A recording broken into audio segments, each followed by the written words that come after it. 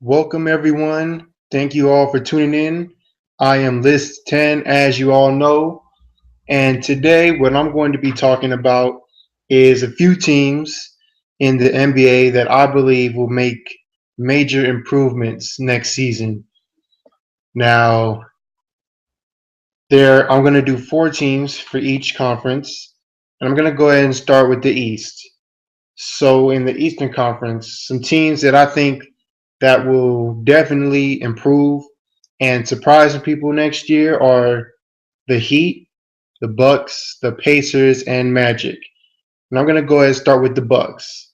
Now, the Bucks last season they finished with I believe, a 41 and 41 record. They finished at exactly 500, made the playoffs as a sixth seed, and of course they lost in the first round. But here's why I think the Bucks are going to definitely be better next year. First of all, Jason Kidd, he's been doing a good job so far in his NBA coaching career. I mean, especially with the Bucks last season. Last season, no, I'm sorry, the year before last, they were the worst team in the NBA. Jason Kidd comes in, then the Bucks draft Jabari Parker, and now they got this young core. And Jason Kidd, he's been doing a good job with them. Got them to made them a 40-win team basically, and they can only improve from here because now they got Greg Monroe, who they just signed in free agency, gave him the max. He's definitely going to help out on the offensive end. The defensive end, he's not going to help a lot in that area, but that's okay because last season the Bucks they were one of the best defensive teams in the NBA, and I don't think a lot of people knew that about them. Last season they were second in defensive efficiency by the end of the season, only behind the Golden State Warriors. Now that's pretty impressive to me. Now on the offensive end, that's a different story. They were 25th in offensive efficiency, which is not good. But with players like Jabari Parker coming back, and then you got Giannis, the Greek freak. You know, if he keeps improving, he's gonna make that team a lot better. And Jason Kidd, if he keeps doing a good job, I really think that they could be a top four team in the Eastern Conference. Yes, I think the Milwaukee Bucks will be a top four team in the Eastern Conference. And they also got Michael Michael Carter Williams as their point guard. Got dudes like Jared Dudley who he can shoot. This Bucks team they got some talent on their roster, and they got a good coach. So I mean, they could possibly be. I don't want to say a 50-win team, but it's very possible. They can be a top four team in the Eastern Conference next year, without question. Next, I want to talk about the Indiana Pacers. Now, they are an interesting team because last season, unfortunately, they did not have Paul George for basically the entire season besides the last couple of weeks of the season. And they still barely missed the playoffs. I think they missed the playoffs by a game or two. And with Paul George coming back, they're definitely going to make the playoffs because he is their best player. He is a top 10 player in the NBA. He's one of the best two-way players. And what really sucks about when players get injured is that people tend to forget how good these players were before they got injured. Paul George is an example. Carmelo Anthony is another example. Players like that. Even some people are now sleeping on Kevin Durant. I mean, Kevin Durant is the second best player in the NBA. He is the best scorer in the NBA. Those are facts. But he's been injured for a good portion of last season, so people tend to forget because they don't see it recently. It's just not in their mind. But the Pacers, they're going to improve. They're getting Paul George back. He's going to be healthy. Hopefully, he stays healthy. They now have Monte Ellis, shooting guard. He's going to help them out a lot on offense. Now they did lose Roy Hibbert, got traded to the Lakers, but they did get back Jordan Hill. Jordan Hill signed with them, and Jordan Hill, he's not the same player as Roy Hibbert. He's definitely better offensively than Roy Hibbert. I mean, Jordan Hill, he can hit that mid-range jump shot. He hustles, he can get rebounds. But Roy Hibbert, he was that defensive anchor for the Indiana Pacers. And even though he had a down season last year, the year before that, he was an all-star. He's one of the best rim protectors in the league, and he's no longer on the Pacers. So that's going to hurt the Pacers a little bit. But Jordan Hill, he's still a solid player. He's going to make them better, and those guys are definitely going to make the Pacers a playoff team. I mean, if you only miss the playoffs by one game without Paul George for the entire season, then they're going to be in good shape. They are definitely going to be in good shape. Now, how many wins they will have, I don't know. I don't know if they can be a contender. I mean, they're going to have to make a couple moves during the season. I don't know. But with how their roster is right now, I'm not sure if the Pacers will contend for a championship next year, like how they did a couple years before while LeBron was still on the Heat, and those were the two best teams in the Eastern Conference. But regardless, the Pacers will definitely be in the mix in the Eastern Conference next season for sure. Now, the next team I'm going to go to is the Miami Heat.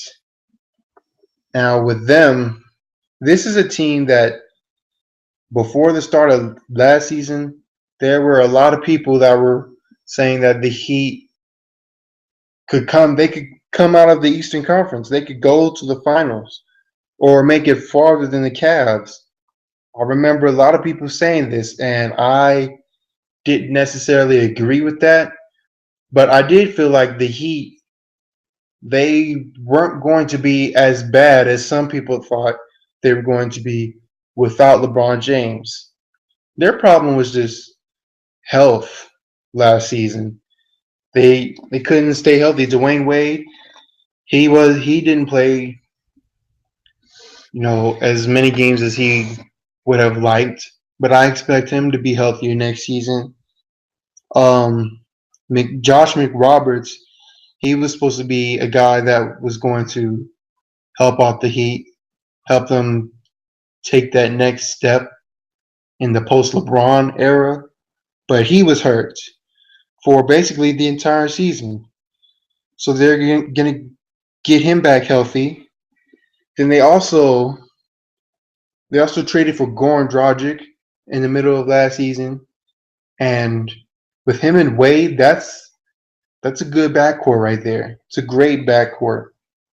Maybe not a top 5 backcourt, but those two can work well together. And then the Heat also picked up Gerald Green, former Phoenix Sun, and Goran Dragic is also former Phoenix Sun. So you got those two right there that have experience playing with each other. And I think that's something that people really need to pay more attention to. You got two guys. Now, I don't know how close Goran Dragic and Gerald Green were while they were on the Phoenix Suns, but they do have experience playing with each other, and that's going to help the Heat for sure. And it's also going to, I guess, make it easier for the both of them in this new environment. And then Hassan Whiteside, he came out of nowhere and put the league on notice. Now, will he be able to sustain this next season? We're gonna have to wait and see. I think he will. I think he's going to not have. He's not gonna have as good of a season as he did last year because he just like came out of nowhere and no one expected him to do anything. But he's not going to, his level of play is not going to drop off dramatically. He with his rim protection and what he brings on the defensive end, that's really going to help the Heat. And they also drafted Justice Winslow from Duke, and they, I still can't believe how they got Justice Winslow with the number 10 pick in the draft. I mean, that was a steal for them. And when Justice Winslow, when he develops and starts to become the player that we all think he's going to be, that's just going to make the Heat even better. But with Joe Green and Luol Deng also playing small forward, Winslow might be a third stringer. Well, I don't know. We're gonna have to see what Coach Eric Spoelstra does about that. But just with those pieces and with everyone else they got, the Heat, they're also going to be another playoff team. So watch out for them. They could possibly contend. I don't know. We're going to have to see. And then there's also the Orlando Magic. Now, the Magic, they were bad last year, of course. And but they have a great young core. And just to name off a few guys, they got Aaron Gordon. He was hurt for most of the season last year. They just drafted Mario Hezonja. I don't know how to pronounce his name. However you pronounce it, he's gonna help them out. He's a good shooter. He's athletic.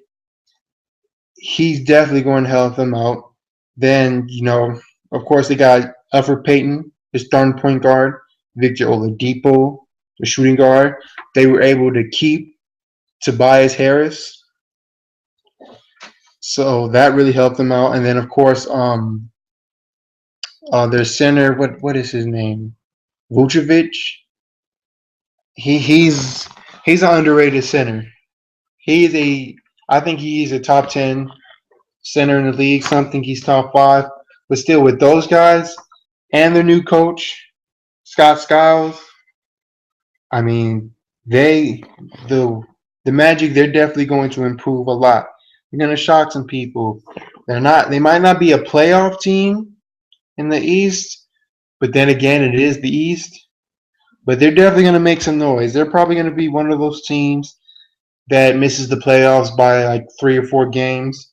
But that's still a major improvement from last season for the Orlando Magic. And of course, they also added C.J. Watson, another point guard for them. So, I mean, look out for the Magic next year. They're going to surprise some people. Unless you're expecting them to be a lot better, then it may not surprise you. But moving on to the Western Conference. Now, there are 4 teams, well, really 3 teams, plus the Thunder. The Thunder, their 2 best players were hurt for portions of the season. So with the Thunder, we all know they're going to be contenders next year. Probably be the first or second best team in the Western Conference.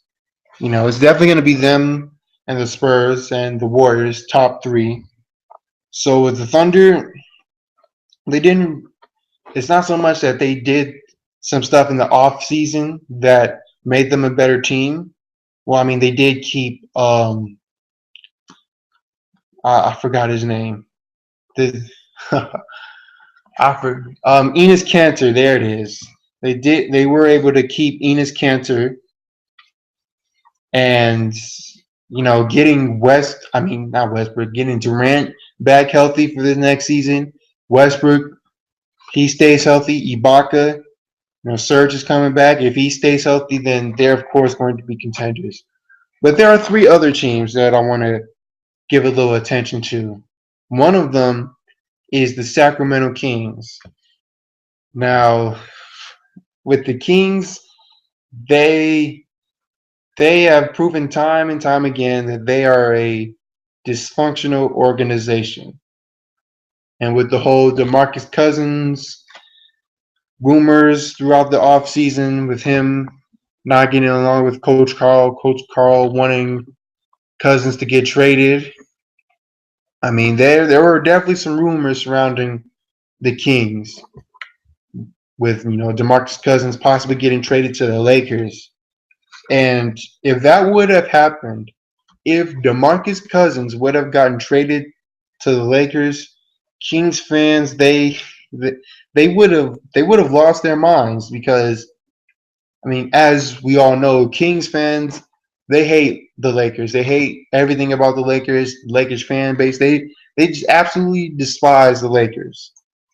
The Lakers are like they're their rival, even though it's not really a rivalry. But anyway, it didn't happen, so they kept DeMarcus.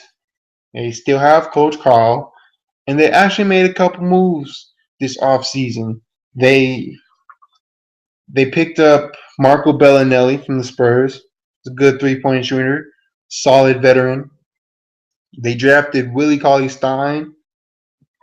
He's going to definitely help out on the defensive end for the Kings, which is something that they were lacking in last season. Also, Costa Kufis from the Grizzlies, they got him. He's also going to help out on the defensive end. And they also signed Rajon Rondo in Sacramento. I think that's good for him because there's not any expectations for the Kings. So this is an important time in Rondo's career to really try and resurrect it as far as his career as much as he can, show people that he still can play the point guard position at a high level despite not being able to shoot. He still has to prove that he can be one of the best passers in the league still, play good defense, and not be a horrible free throw shooter. If he can just show a little bit of what he used to be, then I think that's going to be good for the Kings because the Kings they don't have any expectations. They don't have expectations to make the playoffs. So this is good for them. Also, there's the Utah Jazz. Now with the Jazz, they don't really have like a really talented roster. They do have talent. Gordon Hayward, he's a good small forward. They also got Rudy Gobert, who he's become one of the best rim protectors in the league. He's one of the most improved players. But there's Trey Burke and other guys, but with the Jazz, they really took off after the All-Star break. And they ended up being one of the best defensive teams in the entire NBA after the All-Star break. And at the end of the season, they finished 15th in offensive efficiency and 12th in defensive efficiency. I expect both of those statistics for the Jazz to go up. They also drafted Trey Lyles. So, the Jazz they're going to surprise some people. Will they make the playoffs? I don't know, but they'll get close for sure. And last, but definitely not least, One of the other teams that are really going to improve and surprise some people are my Los Angeles Lakers. And no, I'm not being biased. They have created a decent team finally. At least that's what we all think. I did another podcast a couple weeks ago about specifically about the Lakers and their new additions and how I think they will do next season. If you guys haven't already listened to that, make sure you guys check that out. But I mean, Lou Williams, Brandon Bass, Roy Hibbert, everyone else they got, the young guys, Randall, Clarkson, D'Angelo Russell, Colby, they got Nick Young still, Tarek Black, who almost made the All Rookie second team last year. Most of you probably don't know that, but I believe he finished like 12th or something like that. But they got those guys: Jabari Brown, Larry Nance Jr., Anthony Brown, who can shoot threes. Larry Nance, he's another hustle guy that and if you guys have paid attention to the summer league, Las Vegas, Larry Nance, he may have already became a fan favorite. So now, of course, the Lakers, they're not going to be a playoff team next year, or maybe they will. But last year, they were the worst team in their division, one of the worst teams in the NBA. I think they finished what? 14th in the Western Conference last year. It was something terrible. But they are definitely going to be better next season. Now, some of you might think I'm being biased or crazy for what I'm about to say, but this is my honest opinion when it comes to the Lakers. I think the Los Angeles Lakers, they have the potential to be a 40 to 42 win team, somewhere around 500. Now, here's why I say this. I know that's a 20 win jump from last season, but last season they were like the most unhealthiest teams in the league. If they would have stayed somewhat healthy last season, they would have won more than 21 games. And I think it's hard to argue that. I mean, as a team, they missed a lot of games due to injury. And even the year before that. So if the Lakers could avoid the injury bug finally, then I think this team really, they're going to be at least decent. Okay, we're not going to be terrible next season. I think the Lakers are going to be a lot of fun to watch with the new guys that they have. Colby, he's still going to be Colby, and he won't have to do as much this next upcoming season because there's more talent, and there's no doubt about that. So I'm not going to talk too long about my Lakers, but yes, people, I do believe they have the potential to be a 40 win team, or 500, or around 500, 41 wins, maybe 42, and at least be somewhat in that discussion for the playoffs, like how the Phoenix Suns were. They weren't a playoff team, but during certain parts of the season, they were kind of in that discussion of will they make the 8th seed. The Lakers, it's possible that they can be that team that probably will end up as like a 10th seed, but people, they're going to start to make their way back to relevancy as far as in the standings go. But I'll end it at that. Those are teams that I think that will make some improvements for next season. And before I go, I do want to say this. A wise man that goes by the name of Jalen Rose, he always says, you got to give the people what they want. And that's what I'm going to do. A lot of you guys, Want me to do more top 5 lists? Wondering why I don't? Well, I'm going to start doing more of those. But what I want you guys to do is give me suggestions on what top 5 lists I should do. So if you have a suggestion or you have a list that you want me to do, or if you're wondering if I've done it already, make sure you guys comment below or tweet me at list10 with some suggestions that you guys have. And also, this isn't something that I'm going to be doing sometime soon, but sometime in the future, what I will be doing is I'm going to be creating my list of the top 25 NBA players of all time. Now, of course, this is going to take a while for me to do, but just to let you guys know, this is something that I will begin to work on. And, when I finally have that finished, hopefully it gets a lot of, feedback and stuff like that. But until then, make sure you guys tweet me or comment on this video of any suggestions that you guys have for a top 5 list.